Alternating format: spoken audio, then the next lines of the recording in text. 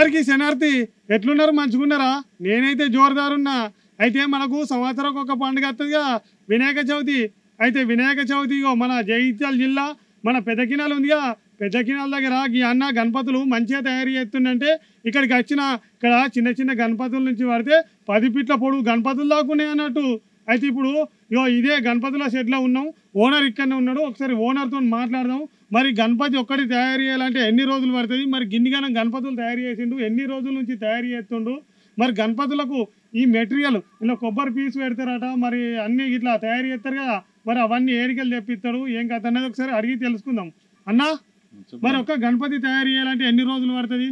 మాకు గణపతి అంటే ఒక 5 రోజులలో మొత్తం ఫుల్ రెడీ అయిపోతుంది. ఒక గణపతి ఒక 5 రోజులలో ఒక గణపతి అంటే చిన్న గణపతి పెద్ద గణపతి? చిన్న గణపతి, ఒక 5 ఫీట్ల 6 ఫీట్ల గణపతి ఫుల్ కలరింగ్ తోని ఒక రోజులో కంప్లీట్ చేయొచ్చు. ఒక 20 పీసెస్ 5 ఫీట్ల దాదాపు ఒక 20 బొమ్మలు ఈజీగా తయారు చేయొచ్చు. 5 ఫీట్ల. ఇప్పుడు మీ దగ్గర వర్కర్స్ ఎంత మంది ఉంటారు పనిచేసే వాళ్ళు? ఒక 10 మంది ఉన్నారండి. 10 మంది ఉంటారు. అంటే వాళ్ళు ఇక్కడనే ఉంటారా లేకపోతే రోజు వెళ్ళిపోతారా?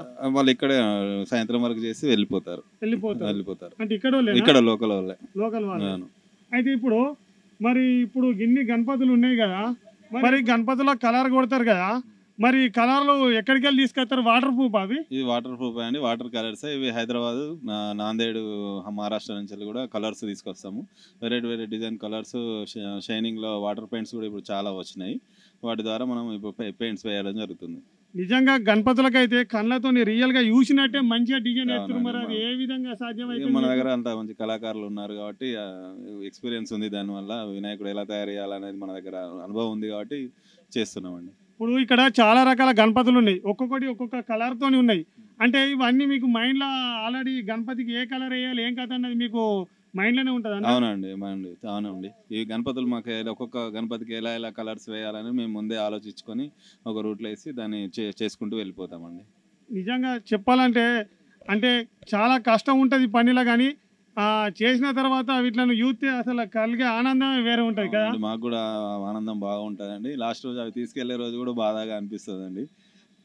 ఎందుకంటే మీరు చేతులతో ఇంత కష్టపడి చేసి వేరే వాళ్ళు తీసుకువెళ్ళేటప్పుడు మీకు బాధ అనిపిస్తుందండి. కానీ బట్ మాకు హ్యాపీగా ఏంటంటే కస్టమర్లు మాకు వచ్చినాక ఎంత బాగుంది ఇది దాని వాళ్ళు చెప్పడం ద్వారా మాకు మంచి సంతోషం కలుగుతుంది. మినిమం అంటే ఇవి ఇప్పుడు దీనిలో కొబ్బరి పీస్ అవి వాడతారు కదా, మీరు దాన్ని మొత్తం అంటే ఎట్లా చేస్తారు ఒకసారి చెప్పండి. కొబ్బరి పీస్ అంటే కేరళ నుంచి వస్తుంది. అది విడివిడిగా మిషన్లో వేస్తే విడివిడి పీస్ వస్తుంది. పిఓప్లో కలిపి దాన్ని అచ్చు ఉంటుంది. అచ్చు ద్వారా దాన్ని ఒక రోజు ఒక 20-30 బొమ్మలు తీయవచ్చు. అంటే చేత చేసేది ఏమన్నా లేవా? చేతులు హ్యాండ్ మేకింగ్ అయితే ఉండదు, అచ్చులే ఉంటాయి. దాని తర్వాత దాని మ్యానుఫ్యాక్చరింగ్ దాన్ని చేయడం అనేది చేతితో చేయడం అవుతుంది. ఏమైనా డ్యామేజ్ అయినా కానీ హ్యాండ్స్ అయినా కానీ మిగతా అన్ని అంటిపెట్టడం జరుగుతుంది. కానీ నిజంగా చెప్పాలంటే చాలా గ్రేట్ అన్న మీరు, తెలుసా? నిజంగా ఇది ఒక మొత్తం ఒక కళకు సంబంధించింది. థ్యాంక్ యూ అండి. అంటే ఇప్పుడు మీరు గణపతులు తయారు చేసేటప్పుడు అవి ఇట్లా లావట్టుడు జరుపుడు ఇవన్నీ చాలా కష్టాలు ఉంటాయి, ఒక్కొక్కసారి దెబ్బలు కూడా తగులుతాయి. అవునండి, దెబ్బలు జరుగుతాయి. ఓపికతో చేయాలండి ఈ పని. ఎంత ఓపికతో చేస్తే అంత వర్క్ నీట్గా వస్తుందండి. ఇప్పుడు గణపతులే కూడా అంటే మొత్తం టోటల్ ఒకటే సాంచలకి వెళ్ళి తీస్తారా, విడివిడి భాగాలు తీసి మళ్ళీ అతక పెడతారా ఏమన్నా? అట్లా కూడా భాగాలు కూడా విడివిడి సాంచాలు ఉంటాయి. దానికి ఒక్కొక్క సాంచకు ఒక్కొక్క ఫుల్ బాడీ కూడా వచ్చే సాంచాలు కూడా ఉంటాయి. అలా మనం సెలెక్ట్ చేసుకొని తీసుకోవడం జరుగుతుంది. అది హైదరాబాద్ నుంచి వెళ్ళా, బాంబే నుంచి వెళ్ళా అనేది, విజయవాడ నుంచి వెళ్ళా అనేది ఈ మధ్యలో సాంచాలు అక్కడికి నుంచి అచ్చులు తీసుకోవడం జరుగుతుందండి. అంటే వేరే వాళ్ళు అంటారు విడివిడి భాగాలు చేతులు కానీ తొండాలు కానీ ఇట్లా ఇవన్నీ వేరే మళ్ళీ అతకబెట్టి తర్వాత ఫినిషింగ్ చేస్తారు అంటారు, నిజమేనా? అవునండి, అట్లా కూడా ఉన్నాయి. అవి పెద్ద 13-15 ఫీట్లు 20 ఫీట్ల వాటిని విడివిడి పార్ట్స్ ఉంటాయి. ఆ పార్ట్స్ ద్వారా అంటుపెట్టడం జరుగుతుంది. మరి ఇప్పుడు గిన్ని గణపతులు ఉన్నాయి కదా, అన్ని గణపతులకు ఒకటే కలర్ వేయచ్చు కదా, మరి రకరకాల కలర్లు వేసిర్రు. ఆ కలర్లు దానికి అద్దినట్టు ఎట్లా సెట్ అయితే అని మీకు ఎట్లా తెలుస్తుంది? మాకు అనుభవం ఉంది కాబట్టి దాని కలర్స్ ఒక్కొక్క బాడీకి ఒక్కొక్క కలర్ ఉంటే బాగుంటుంది అని, దానికి నచ్చిన వాళ్ళు చాలా మంది ఉంటారు. ఒక్కరికి ఒకటే కలర్ నచ్చుతుంది అని చెప్పి ఉండదు కాబట్టి కలర్ వేయడం జరుగుతుంది. ఎక్కువ మాత్రం వాళ్ళ చాయిసే మేము కలర్ కొట్టడం జరుగుతుంది. ఎందుకంటే మేము వైట్ పీసెస్ ఎక్కువ ఉంచుతాం. కస్టమర్స్ వచ్చి మాకు ఈ కలర్ కావాలి అంటేనే వాళ్ళకు చాయిస్గా ఇవ్వడం జరుగుతుంది ఎక్కువ. అన్న, మన ఇన్ని రకాల గణపతులు ఉన్నాయి కదా, చిన్నవి ఉన్నాయి పెద్దవి ఉన్నాయి, మరి ఎన్ని ఫీట్ల గణపతి ఎంత రేటు పడుతుంది? 5 ఫీట్స్ 4.5 ఫీట్స్ 5,000 దాకా పడుతుందండి. 5,000 అంటే 7,000 అట్లా చెప్తామండి.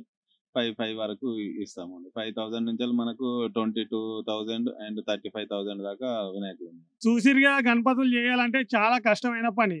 ఇక మీరు ఎవరైనా కానీ అన్న ఇంతకి అంతకి అని రేటు కాడ ఏం డిమాండ్ చేయకండి. ఎందుకంటే గణపతులు మంచిగా ఉన్నాయి.